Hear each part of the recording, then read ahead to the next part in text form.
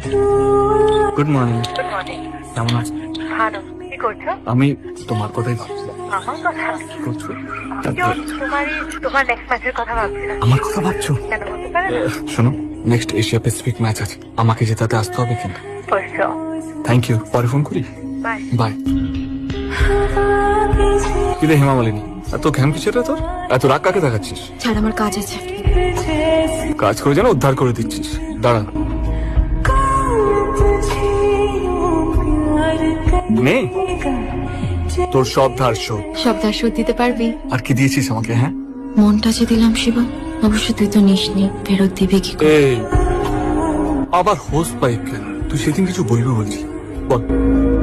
তোর হাতটা আমার মাথায় রাখ, বিশ করে দে যেন আমি তোর মতন জিততে পারি, নাহলে হোল লাইফ কারো না কারো কাছে হাঁটতে থাকবো সমানে। আর শোন, পরশু ম্যাচের জন্য অল দ্য বেস্ট বস।